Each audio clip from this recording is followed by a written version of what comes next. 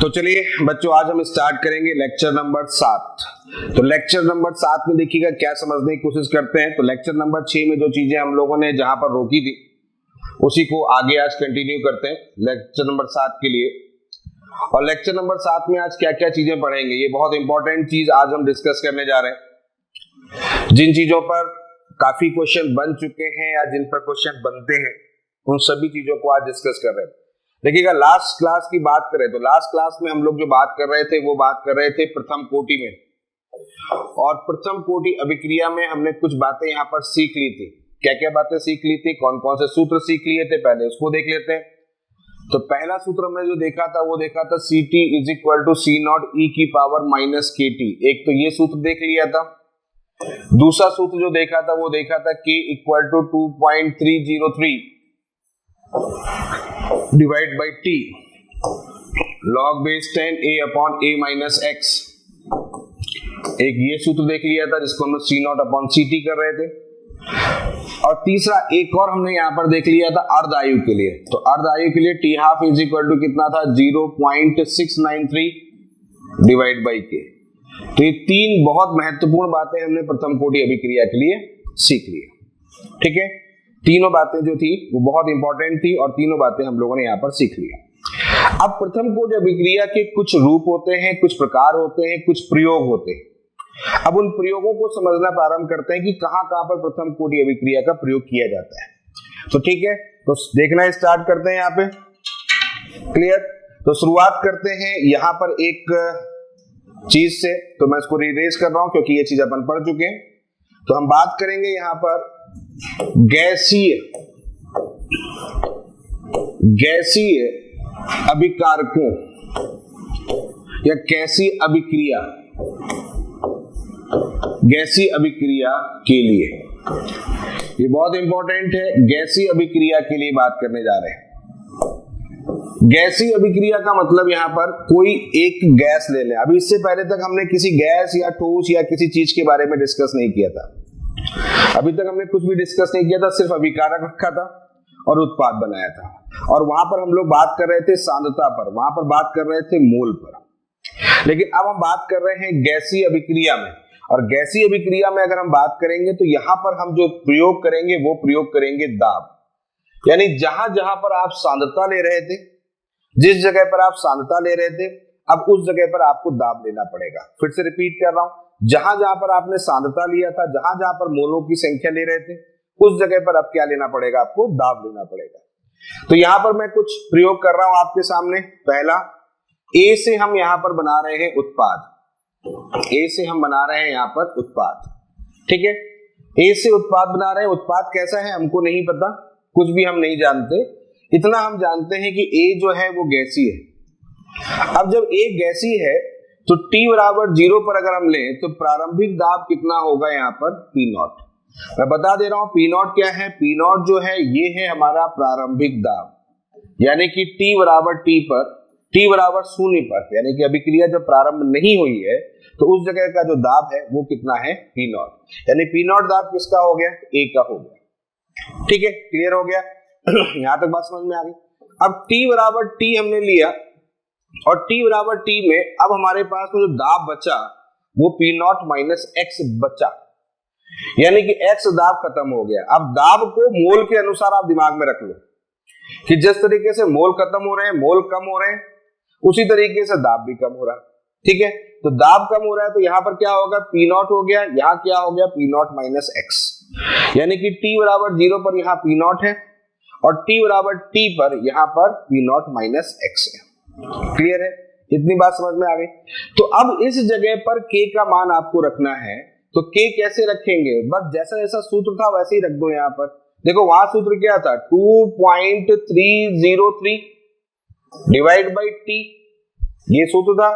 यहां था log base 10 A upon A minus X, यही तो सूत्र था, यही तो था हमारे पास में, A upon A minus X। अब जहां पर A रखा है वहां पर आपके पास में क्या आ गया, जहां पर A है वहां पर अब आपके पास में क्या आ गया, P नॉट आ गया। और जहां पर A माइनस X है, जहां पर A माइनस X है, सॉरी, जहां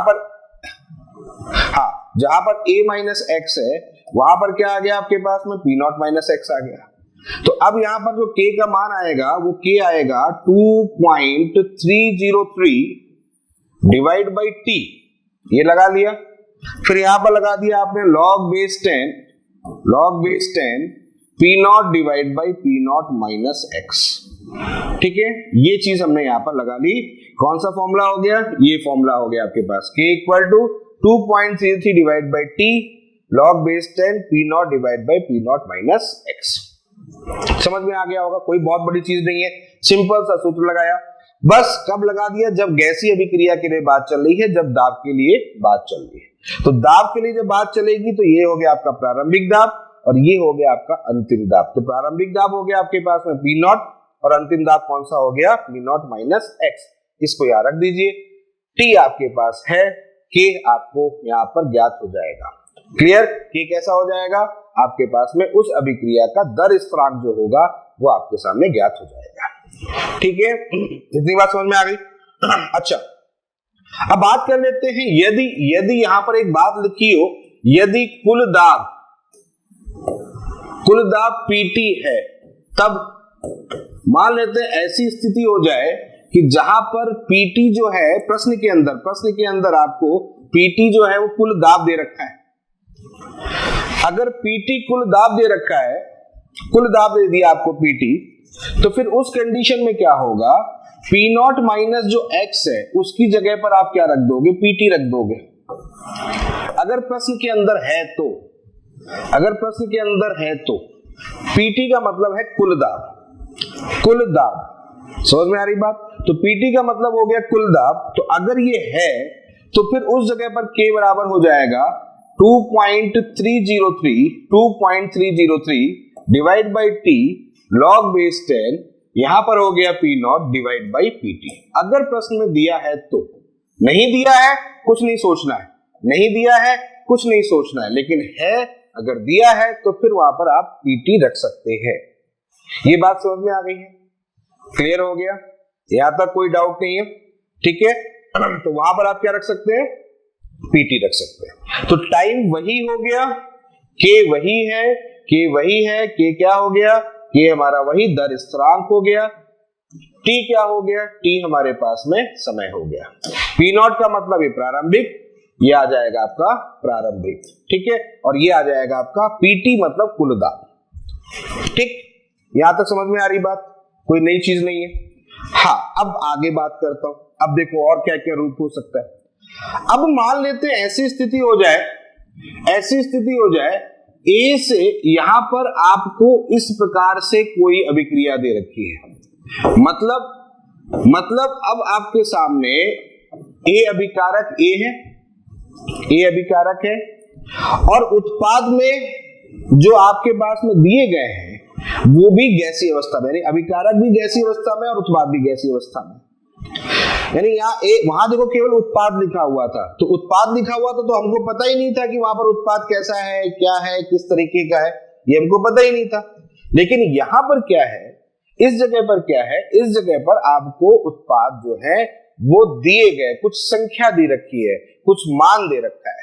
2 उत्पाद हो सकते हैं, 3 हो सकते हैं, 4 हो सकते हैं, कुछ भी हो सकता है।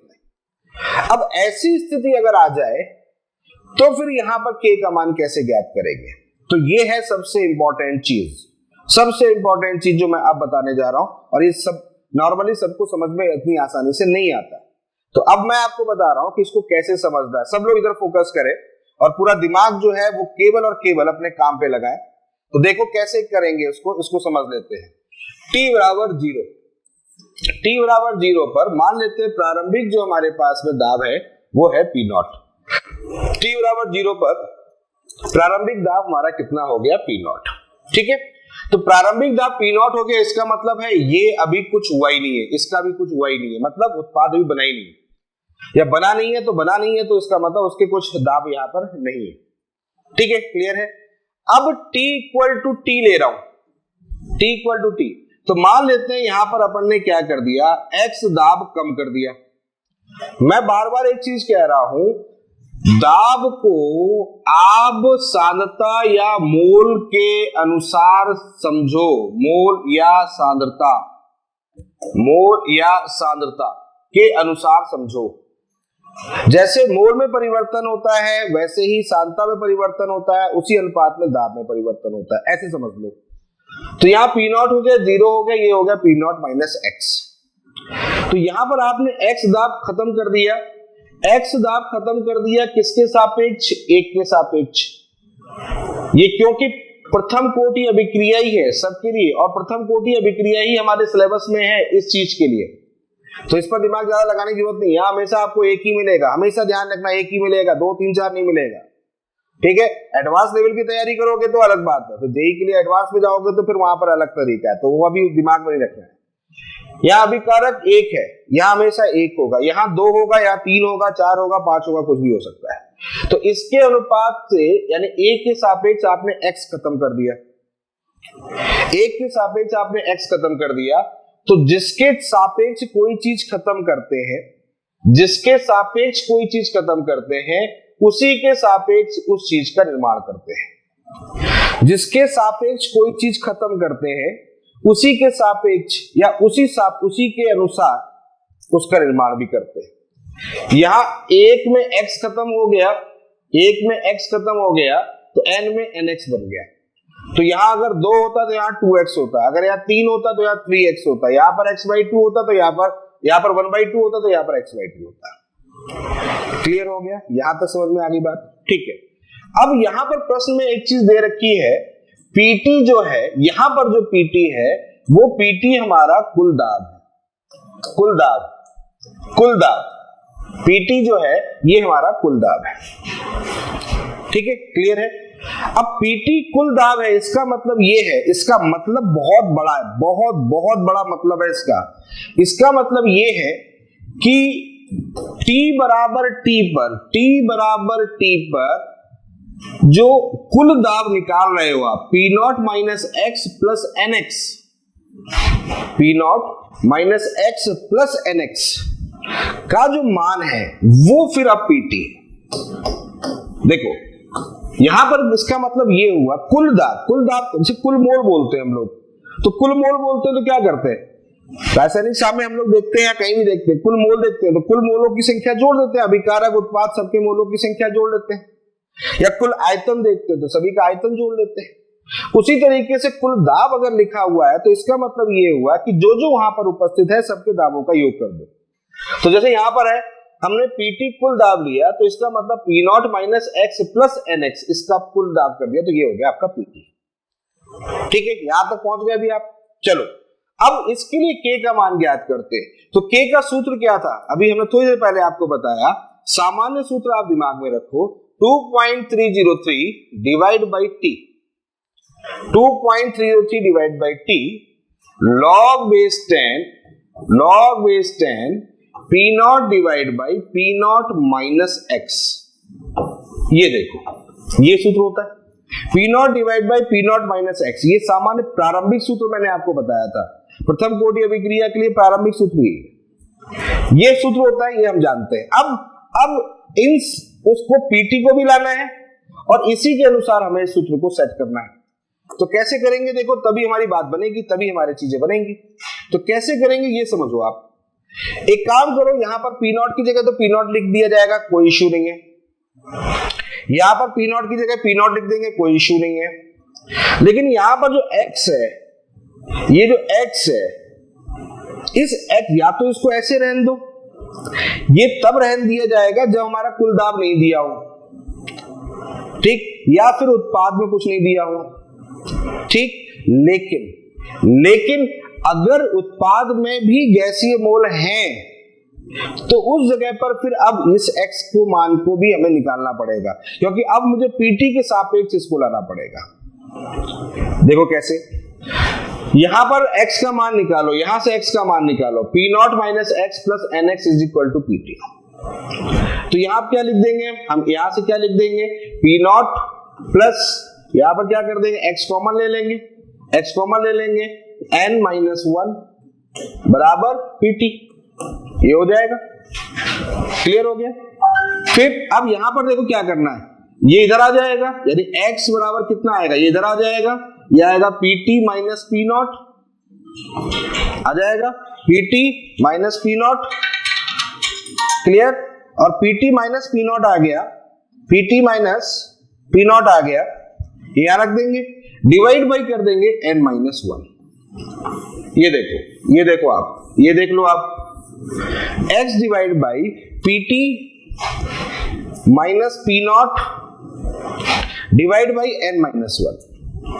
ये हमने क्या कर दिया, x का मान निकाल दिया। अब इस x के मान को यहां रखना है, इस x के मान को यहां रखना है, तो रखोगे x का मान यहां पर। तो कैसे रखें इस x का मान, चलो वो देख लेते हैं। तो यहां पर x का मान रखेंगे तो मैं पूरा लिख दे रहा हूं, k बराबर 2.303 divide by t log base 10 p naught minus x की जगह क्या रख देंगे यहां पर, pt minus p naught divide by n minus 1। ये देखो, ये रख देंगे। अब इसको हल करना है, इसको हल करना है, हल करना है तो इसको हल करना है, तो कैसे हल करेंगे, चलो बताओ कैसे करेंगे। n माइनस 1 यहां आ जाएगा, तो k बराबर आ जाएगा 2.303 divide by t log base 10, ये यहां चला जाएगा।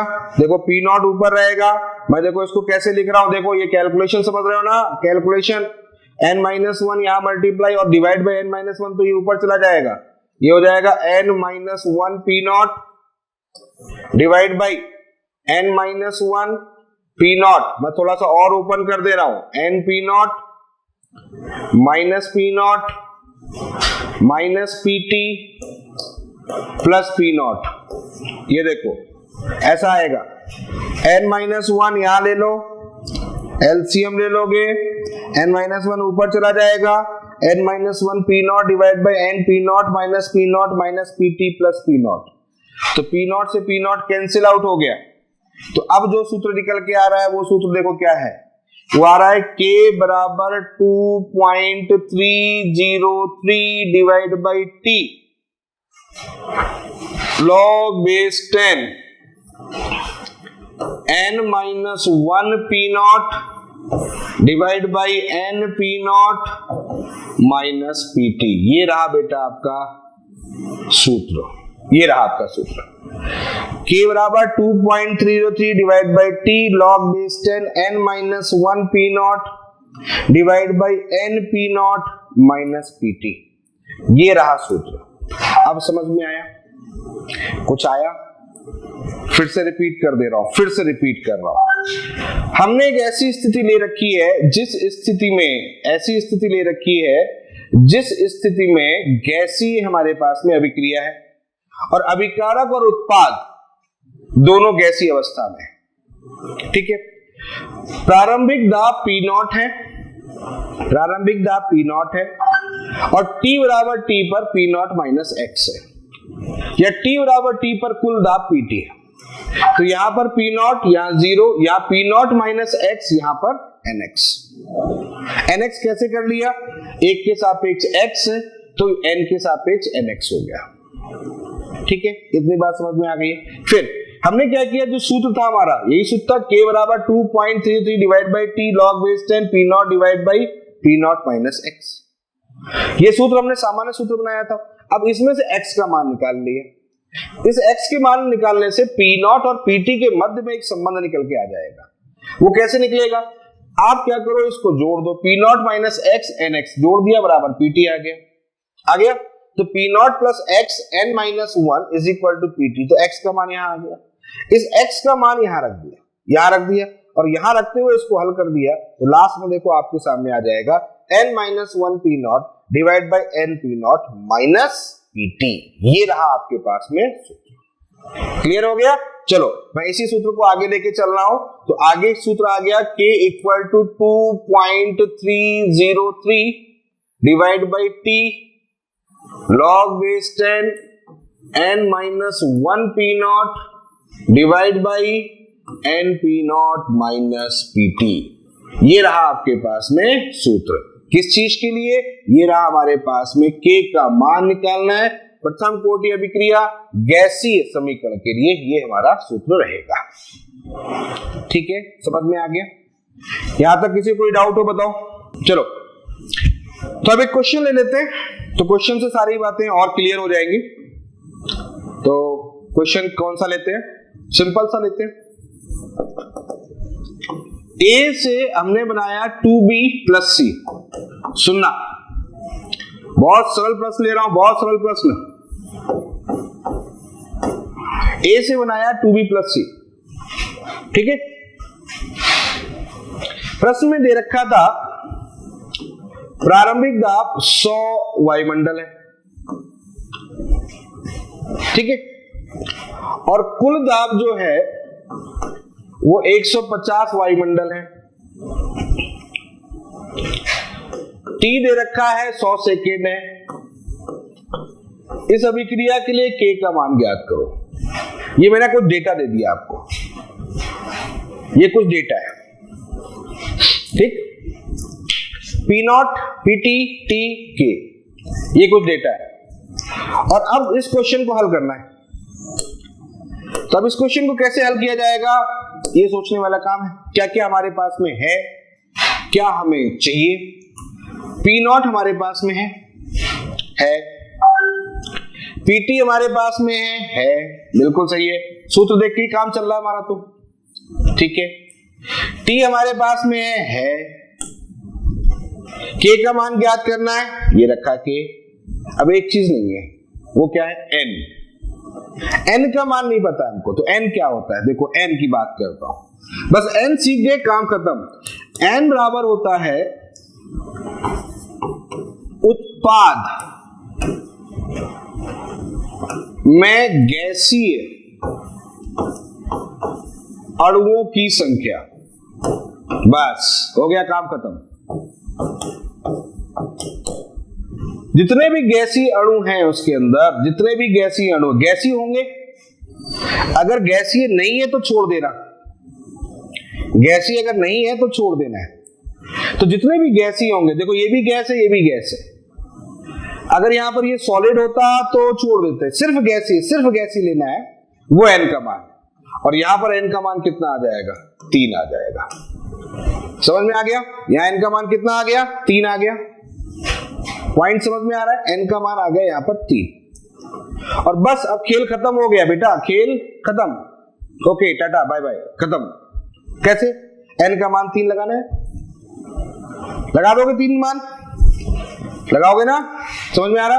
तो कैसे लगाएंगे, शुरुआत करें, ओके शुरुआत करते। के बराबर 2.303 divide by 100 log base 10, n का मान 3 माइनस 1 बराबर 2, पी नॉट का मान 100 divide by n p naught है तो 300, 3 गुणा 100 माइनस 150, तो 300 माइनस 150 बराबर 150, तो 200 बटा 150 20/15 यानी कि कितना होगा, 4/3। अब आगे की कहानी तो तुम सॉल्व कर ही लोगे, आगे की कहानी तो सॉल्व कर लोगे। तो यही तो बात थी, यही तो हमारा क्या है, क्वेश्चन था। बोलो समझ में आ गया, क्वेश्चन सॉल्व करना आ गया, समझ में आ गया। बहुत इंपॉर्टेंट चीज सीखी आज आपने, धन्य हो गए आप, दिन सफल, जिंदगी सफल, बढ़िया, मस्त। क्या गैसी समझ लिया आपने, कुछ नहीं करना है, बहुत सिंपल सी बात थी। एन गैसी मोड, एन उत्पाद, बस इसको देखना था, इसको उठा के पुटअप करना था। एनसीईआरटी में क्वेश्चन है, ऐसे प्रश्न एनसीईआरटी में मिलेंगे आपको, क्लियर है। अभी आगे बात चल रहा हूं, अभी देखो, हाँ ठीक है, कुछ लोग आंसर दे रहे हैं, ठीक है, ओके। तो आंसर अपना मैच कर देना, समझ गए होंगे। 20 बटा कितना होगा, 15, 4/3 log 4 माइनस log 3, फिर आगे सॉल्व कर लेंगे, ठीक, कोई दिक्कत नहीं होनी चाहिए यहां तक। एन का मान यहां पर देखना, ये होगा। अब एक चीज बताओ, एक चीज मुझे बताओ, अगर कहीं पर किसी जगह पर क्या हुआ, कहीं पर किसी जगह पर अगर ए से बी लिखा हुआ है, समझना मेरी बात को, ऐसे लिखा हुआ है, तो क्या इसका के का मान ज्ञात कर सकते हैं? अगर ए से बी लिखा हुआ है, दोनों जगह एक एक है, तो क्या यहां पर k का मान ज्ञात कर सकते हैं? भाई n का मान यहां 1 हो गया और यहां 1 माइनस 1 कितना हो गया? 0। 1 माइनस 1 0, यानी ऊपर 0, मामला खत्म। क्या ये पॉसिबल है? यहां पर कितना होगा? n p naught minus P T. Clear? तो 1 p naught minus P T solve करने बैठोगे तो क्या ये पॉसिबल है? नहीं है। तो हमेशा ध्यान रखना n का मान जो यहां पर कहीं पर भी लिया जाएगा, आप देखना इस बात को कि जो n का मान लिया जाता है वो n का मान हमेशा ग्रेटर देन 1 ही लेते हैं, हमेशा ग्रेटर देन 1 ही लिया जाएगा। ठीक है, क्लियर है? इस बात को ध्यान रखना है आपको। चलो अब आगे की एक और कहानी है, अभी तो कहानियों पे कहानियां हैं। एक और कहानी, यदि हमारे पास में सिचुएशन ऐसी हो जाए कि फिर से a से nb हो जाए, ठीक है, a से nb हो जाए और ये भी गैस है, ये भी गैस है, ठीक, दोनों गैस है, P नॉट दिया गया, PT दिया गया, ये कुल दाब हो गया, ये प्रारंभिक दाब है। एक और चीज दे दी लिखी है, P अनंत। अनंत का मतलब होता है, अनंत का मतलब T बराबर अनंत पर दाब, यानी कि अनंत पर दाब। और अगर अनंत पकड़ा दिया गया तो फिर चीजें परिवर्तित हो जाएंगे। कैसे? ऐसे, A से NB लिया, गैसीय थे, P नॉट था, PT था, P नॉट प्रारंभिक, PT T बराबर T पर और P अनंत। तो ये क्या मतलब है, पहले इसको समझ लो आप। देखो इसको समझाता हूं मैं आपको। 3 समय हो गए, एक तो 0 हो गया तो यहां P नॉट हो गया और यहां पर आपका 0 हो गया, ठीक है भाई। एक हो गया PT T पर, ये हो गया P नॉट, ये हो गया P नॉट माइनस x, ये हो गया nx, ठीक। और अब ले रहे हैं T बराबर अनंत। एक बात समझना कि T अनंत अगर है, इसका मतलब होता है कि अभिक्रिया हम मान लेते हैं, मानते हैं। कौन? हम मानते हैं कि अभिक्रिया पूर्ण हो गई, मतलब अभिकारक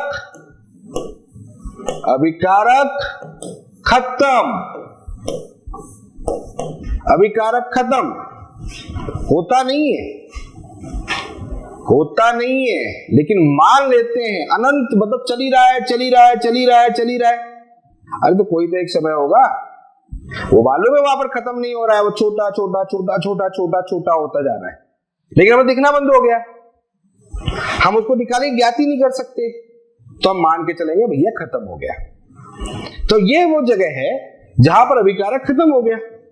तो यहां पर अगर अनंत ले लिया तो इसका मतलब अभिकारक खत्म, तो मतलब P naught minus P not, अभिकारक खत्म, तो इसका मतलब P naught minus P not.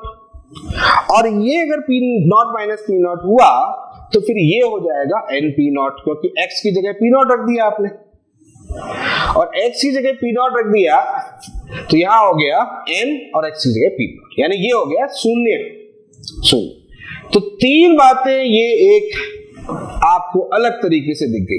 पहली बात हम सीख चुके, दूसरी बात हम सीख चुके, तीसरी बात अभी सीखी। समझ में आ गया? अब आते हैं फिर k के ऊपर आते हैं, फिर k के ऊपर जाते हैं। तो k का सूत्र वही था, k बराबर 2.303 divide by t log base 10 n minus 1 P not n P naught minus PT। ये देखो, ये सूत्र था, कोई दिक्कत नहीं। ये सूत्र किसके बीच में संबंध था? P नॉट और PT के बीच में, ठीक। अब आगे समझो। यहां पर जैसा कि मैंने अभी आपको थोड़ी देर पहले बताया कि ये स्थिति यहां पर आ गई, ये स्थिति आपके सामने आ गई, ठीक है। अब इस स्थिति के कारण हमारे पास में क्या परिवर्तन आने वाला है ये भी हमें देखना पड़ेगा। क्या कि भाई P अनंत जो होगा वो P अनंत कुल दाब होगा किस जगह पर जब T अनंत होगा, अर्थात P अनंत बराबर होगा NP नॉट। P अनंत बराबर होगा NP नॉट। P अनंत बराबर होगा NP नॉट। कैसे? जैसे PT बराबर P naught minus x plus NX था, इसी तरह से P अनंत बराबर हो जाएगा 0 प्लस NP नॉट बराबर NP नॉट। अब मैंने क्यों किया ऐसे? देखो मैंने इसलिए किया, इसको खोल दो जरा, ओपन करो, इसको ओपन करो, ऊपर वाले भाग को ओपन करो, ये वाला भाग है ना, इस वाले भाग को ओपन करो। ओपन करोगे तो क्या होगा यहाँ पर N ज्यादा काला नीला पीला हो रहा है, रुको एक मिनट, कुछ सुंदर टिकाऊ लेके आते हैं। क्या लेके आते हैं? चलो पहले तो इसको लेके आते हैं, रुको, सुंदर सा टिकाऊ सा ये ले लो। चलो हाँ, ये हो गया N P नॉट, दिख नहीं रहा होगा, कुछ नया ये ले लो N P नॉट, ये भी नहीं दिख रहा होगा, हटाओ। चलो उसी मुद्दे पे आते हैं, ये लो चलो N P naught minus P not ऊपर रखा, फिर N P naught minus PT, ठीक है, गुणा कर दिया ना, P नॉट का गुणा कर दिया, तो N P not N P naught minus PT, तो N P नॉट की जगह पर P अनंत रख दो। तो अब देखो यहां पर बात क्या बन गई, K बराबर 2.303 divide by T log base 10 P Anant minus P not P Anant minus PT। ये कुछ नई बात आपके लिए है, बिल्कुल नया आपके पास में सूत्र है। तो मालूम था, मैं सोच ही रहा था कि इस टॉपिक को जब मैं पढ़ाऊंगा तो मुझे इस पर बहुत मेहनत करनी पड़ेगी। देखो कुछ नहीं है, तुम लोग फालतू में दिमाग लगा रहे हो, फालतू में टेंशन ले रहे हो। देखो पहली बात ऐसे समझो, T बराबर 0 का मतलब है प्रारंभिक समय, अभिक्रिया प्रारंभ नहीं हुई, ठीक। T बराबर T का है, एक T समय था, उस पर अभिक्रिया चल रही थी, जैसे ही T बराबर T हुआ हम पहुंचे वहां पर, हमने क्या कहा, इसका दाब लेके बैठ गए और सबको दाब को जोड़ दिया, वो हो गया हमारा PT। दो बातें। तीसरी बात, अनंत, अब हम वो अभिक्रिया को रख के भूल गए, अनंत समय तक चलती रही, समय बहुत अनंत हो गया। इसका मतलब क्या हुआ? इसका मतलब ये मान के चलेंगे कि अभिकारक अब खत्म हो चुका होगा, हम मान लेंगे, होता नहीं, क्योंकि प्रथम कोटि अभिक्रिया में अभिकारक खत्म नहीं होता, लगातार चलता रहता है, ठीक है। देखिए हम मान के चलते हैं कि अभिकारक वहां पर खत्म हो गया। अब अभिकारक खत्म हो गया तो इसका मतलब कुल दाब खत्म हो गया, प्रारंभिक मोलों की संख्या खत्म हो गई, प्रारंभिक दाब खत्म हो गया, तो P naught minus P not पूरा खत्म, यानी अभिकारक हो गया 0। तो अब सब पूरा का पूरा उत्पाद बदल जाएगा ना, तो उत्पाद बदलेगा तो कितना होगा, NP नॉट हो जाएगा। मतलब X की जगह पर आपने P नॉट रखा, ऐसे समझो आप, तो X की जगह पर P नॉट रखा तो NX की जगह कितना रखोगे, NP नॉट रखोगे, बस। अब T बराबर T पर कुल दाब कितना था, T बराबर T पर कुल दाब कितना है, PT बराबर कितना है, P naught minus X plus NX, सभी को जोड़ा था मैंने, सभी को जोड़ दिया, PT बराबर P naught minus X plus NX, सभी का दाब को जोड़ के PT बना। तो जिस तरीके से इसके दाब को जोड़ के PT बना, उसी तरीके से इसको जोड़ो, 0 plus NP naught, 0 plus NP naught, 0 plus NP naught, इन दोनों को जोड़ा तो ये P अनंत बन गया, बस इतनी सी बात थी। P अनंत का कोई मान होगा। अब ये P अनंत यहां बन गया, अब मैंने इसको भी फॉर्मूले के अंदर पुट कर दिया। कैसे सेट किया, n minus one p naught divide by n p naught minus P t, ये है n minus one p naught divide by n p naught minus P t है। खोल दिया इसको, n p naught minus P naught divide by n p naught minus P t. ठीक, n p naught की जगह पर एन पी नॉट की जगह पर पी अनंत, पी नॉट की जगह पी नॉट, या पी अनंत minus P T. So simple. अब समझ में आया? पी नॉट कैसे, पी नॉट कैसे, कौन सा पी नॉट कैसे भाई? सुबी साहू पी नॉट कैसे? P naught minus P naught कैसे? ये P naught minus P naught कैसे बेटा, ये आप अभी खाना खाओगे 5 रोटी, आपको मम्मी ने पापा ने घर में 5 रोटी दे दी, ठीक है। तो प्रारंभिक वो समय जब आपने रोटियां भी खाना प्रारंभ नहीं हुआ, तो हम कहेंगे कि भाई 5 रोटी आपके सामने है, यानी कि पी नॉट का मान 5। अब हम चले गए बाहर, ठीक है। कुछ समय पर देखें, कुछ समय पर लौट के आए, तो आपकी जो प्लेट थी, जो थाली थी, जो भी था, उसमें 3 रोटियां बची। तो 3 रोटियां बची, इसका मतलब क्या हुआ? 2 रोटियां आपने खा ली। इसका मतलब पी नॉट माइनस एक्स, 2 रोटियां आपने खा ली। समझना बात को भाई, भूख लग रही होगी, है ना? हाँ, तो 2 रोटियां खा ली, तो बची कितनी? 3 बची, 3 रोटियां बची, ये 3 उत्पाद की बन गई। तो यही हमारा क्या हो गया? ये बीटी हो गया। अब कुछ समय के लिए हम फिर और निकल लिए बाहर, ठीक है, कुछ समय के लिए बात और आए, तो 5 रोटियां आपने खा ली। अब जब 5 रोटियां आपने खा ली, तो फिर अब थाली में कितनी बची? 5 माइनस 5 बराबर 0 ना। और पेट में कितनी गई? पेट में कितनी गई? ये पेट था मान लेते हैं आपका, तो पेट में कितनी गई? 5। तो ये हो गया उत्पाद, ये हो गया अभिकारक। आपने खत्म कर दिया, पेट में गई है 5, ये आपने यहां तक गया, ये गई यहां, बस बात खत्म। अब समझ में आया?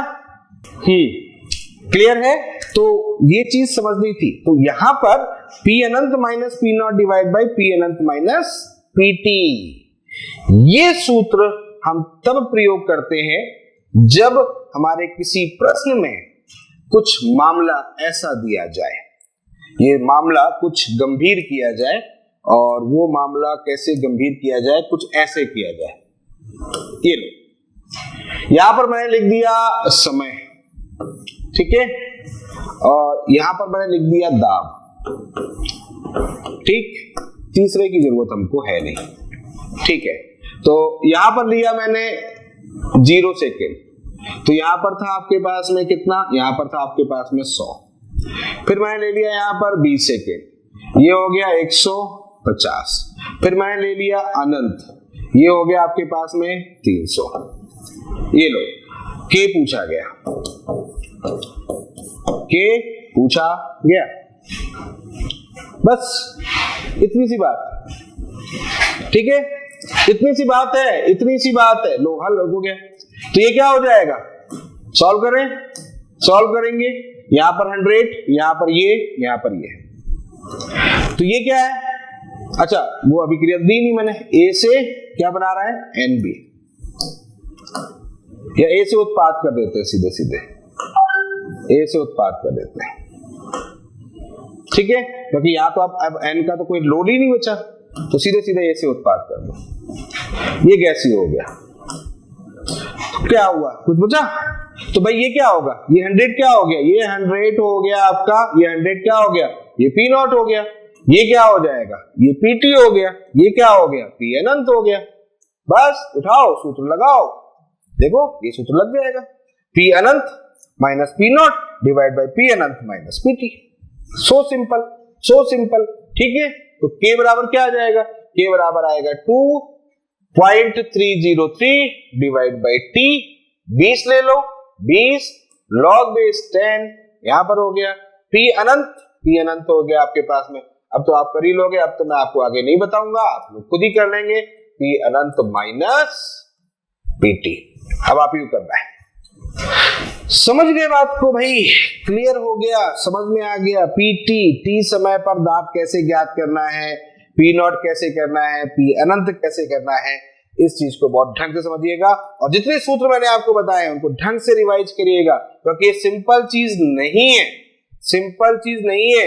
मैं आपको बता दूं जेईई में क्वेश्चन इससे बन चुका है और बनता है, केमिकल काइनेटिक्स का बहुत अच्छा है और नीट में भी इसी टॉपिक से क्वेश्चन आ चुके हैं। तो ऐसा नहीं है कि सिंपल चीज है, लेकिन है सिंपल। क्यों? समझ में आ गया तो सिंपल, बस एक बार समझना होगा, दिमाग में बैठाना होगा, क्वेश्चन सॉल्व हो जाएगा। ठीक है बेटा, क्लियर? तो ये बात हमने आपको बता दी है फर्स्ट ऑर्डर रिएक्शन की एक महत्वपूर्ण बात, फर्स्ट ऑर्डर रिएक्शन की महत्वपूर्ण बात, जिससे हम दाब को ज्ञात करते हैं। चलो अब हम बात करते हैं, अगले भाग पे चलते हैं। और देखिए कोटि खत्म हो गई, दो ही कोटि है, मुझे लगता है तीन कोटि है, तीन नहीं है, दो ही है, शून्य है और प्रथम कोटि। आपके सिलेबस में दो ही है, शून्य और प्रथम। ठीक है, क्लियर? तो वो दोनों मैंने आपको एक्सप्लेन कर दी है। अब हम बात करते हैं कुछ एक दो और थ्योरेटिकल बिंदु पर। तो यहां पर हम एक और बात करते हैं जिस पर भी प्रश्न बनता है या हमें आना चाहिए, अभिक्रिया की कोटि तथा आणविकता या अणुसंख्य कह सकते हैं, अणुसंख्य में अंतर। एक चीज और हम यहां पर डिस्कस कर रहे हैं, अणुसंख्य, अणुसंख्य या इसको हम लोग आणविकता भी बोलते हैं, कहीं पर इसको आणविकता भी मैंने पढ़ा है, आणविकता। ये दो बातें बड़ा इंपॉर्टेंट है। तो अब हम बात कर रहे थे अभिक्रिया की कोटि तथा अणुसंख्या की आणविकता में अंतर। ये एक नंबर का प्रश्न बन सकता है आपके स्कूल वगैरह में। देखो अभिक्रिया की कोटि और आणविकता में अंतर क्या होता है, पहले तो ये समझ लो। सबसे पहली चीज तो ये है कि ये जो है ये एक्सपेरिमेंटल है। एक्सपेरिमेंटल को क्या बोलते हैं? प्रायोगिक, प्रायोगिक, ये है प्रायोगिक। ठीक है, अभिक्रिया की कोटि हमेशा प्रायोगिक होती है। आप कहोगे सर कैसे? अरे भाई धीमा पद, तीव्र पद, धीमा पद, दर, अभिक्रिया की दर को प्रदर्शित वाला पद, दर निर्धारण पद, ये शब्द जो भारी भारी शब्द थे ये कब आते हैं? जब हमें पता हो कि अभिक्रिया कौन सी धीमी है, यानी कौन सा पद धीमा है। अब पद धीमा है तो हम आंखों थोड़ी देख सकते कि हाँ भाई ये अभिक्रिया चल रही है, धीरे धीरे धीरे चल रही है, और ये अभिक्रिया देखो तेज तेज तेज चल रही है, ऐसे थोड़ी देख सकते। तो वो तो किसमें होगा? एक्सपेरिमेंटल होगा। एक्सपेरिमेंटल होगा तो एक्सपेरिमेंटल से ही हम लोग क्या देखते हैं कि उस धीमे पद में कितने अभिकारक प्रयोग हो रहे हैं, जिनकी सांद्रता का परिवर्तन हो रहा है, वही अभिक्रिया की कोटि होती है। इसलिए ये प्रायोगिक लिखा हुआ है। समझ में आ गया? तो अभिक्रिया की कोटि हमेशा प्रायोगिक होती है, जबकि अणुसंख्यक जो होता है वो सैद्धांतिक होता है, यानी कि हम उसको देख के ही बता सकते हैं। सैद्धांतिक ऐसे लिखते हैं, अगर कहीं पर गलत लिख दिया तो देख लेना। ठीक, तो एक होता है प्रायोगिक, एक होता है सैद्धांतिक। पहली चीज। दूसरी बात समझा रहा हूं, बहुत गौर सुनिएगा। दूसरी बात, अभिक्रिया की जो कोटि होती है, या चलो मैं एक बात पहले और सिखा देता हूं, फिर और चलो एक बात पहले सिखा देता हूं। आणविकता होती क्या है पहले तो ये समझो, मुझे लगता है अभी इसके बारे में पहले सीखना पड़ेगा। आणविकता होती क्या है? आणविकता होती है अभिकारक के अणुओं की संख्या, ये होती है बेटा आणविकता। बात को समझो, अभिकारक के अणुओं की संख्या मतलब किसी अभिक्रिया में कितने अभिकारक यूज हो रहे हैं, कितने हो रहे हैं, कितने भी अभिकारक यूज हो रहे हैं। जैसे 2A है, ये उत्पाद है, ठीक है, यहां पर हमने ले लिया A+2B से यहां ले लिया उत्पाद, कुछ भी ले लो, किसी भी प्रकार से ले लो, जितने भी अभिकारक होंगे उन अभिकारकों की संख्या ही आणविकता है। जैसे यहां पर 1 है, यहां पर 2 है, यहां पर 3 है। सबसे पहली चीज जितने भी अभिकारक वहां प्रयुक्त होंगे उन अभिकारकों की संख्या आणविकता कहलाएगी। क्लियर? ये बात समझ में आ गई है? जितने भी अभिकारक होंगे। ठीक, सुनते रहना 5 मिनट लूंगा आपके इस चीज के लिए। दूसरी बात, यानी अभिकारकों के अणुओं की संख्या आणविकता कहलाती है। दूसरी बात, यहां पर धीमा पद, तेज पद, तीव्र पद का कोई लेना देना नहीं है। धीमा पद, ठीक है, तीव्र पद का कोई लेना देना नहीं है।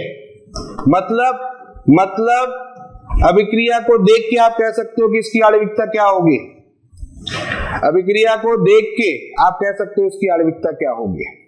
अभिक्रिया देख लो, जैसे यहां पर अपने अभिक्रिया देखी तो ये देखो, इसकी एक आणविकता देखी, इसकी 2 दिख गई, इसकी 3 दिख गई। क्लियर? अभिक्रिया को देख के आप बता दोगे इसकी आणविकता क्या है। अभिक्रिया के लिए हमें पता नहीं चल, जरूरत नहीं है हमको कि धीमा पद होना कि तेज होना पर चाहिए, नहीं चाहिए। लेकिन शर्त एक है, एक शर्त है। शर्त क्या है?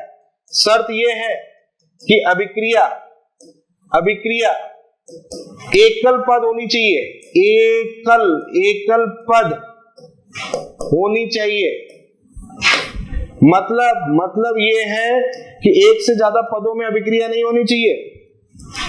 एक से ज्यादा पदों में अभिक्रिया नहीं होनी चाहिए, तभी हम ये जुगाड़ लगा पाएंगे।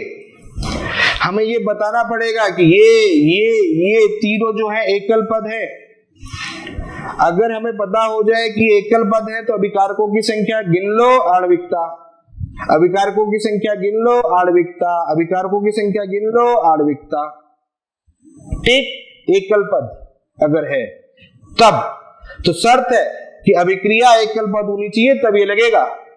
लेकिन अगर दूसरी बात ये है कि यदि अभिक्रिया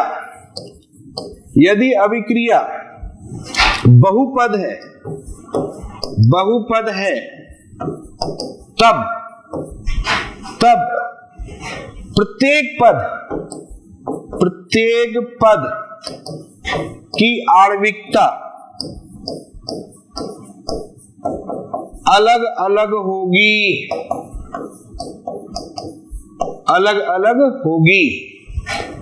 फिर वहां पर समेशन जोड़ का कुछ मामला नहीं है।